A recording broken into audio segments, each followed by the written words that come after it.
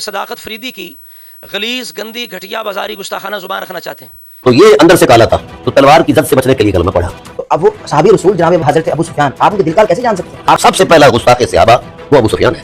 وہ ابو سفیان ہے. مولوی بتائیں ہر ایک کو صحابی کا گستاخ کہہ دیتے ہیں، صحابہ کا گستاخ کہہ دیتے ہیں. ہاں میرے نزدیک صحابہ کا گستاخ بے دین ہے. تو جس نے رسول کی بالواسطہ گستاخی کی ہے اس کے دین پر آپ گواہیاں دیتے ہو، شرم نہیں آتی.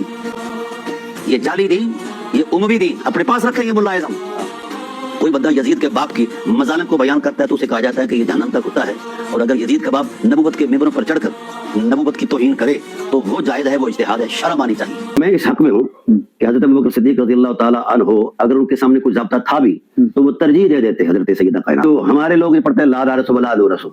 میں سمجھتا ہوں یہ محل نظر ہے، یہ بہانہ بناتے ہیں لوگ. 14,000 امت مسلمہ کے معصوم لوگوں کو قتل کرنا یہ کون سا اجتہاد ہے؟ قتل عثمان کا بہانہ بنا کر امت کے قتل پر ثواب کا فتویٰ دینے والوں کو شرم آنی چاہیے کہ اپنے اقتدار اور ہوس زر کی بنیاد پر اتنی امت مسلمہ کو، اور اس میں 20,000 اصحاب رسول ہیں.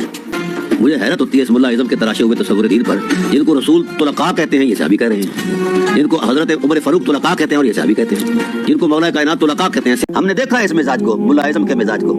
تو یہ کیا چھوٹا فتنہ ہے؟ مرزا جیلمی سے چھوٹا فتنہ ہے. ابھی سے اس فتنے کا کلا کما کریں، اور یہ ملک کے لیے بڑا خطرناک ہے، اہل سنت کے لیے بڑا خطرناک ہے.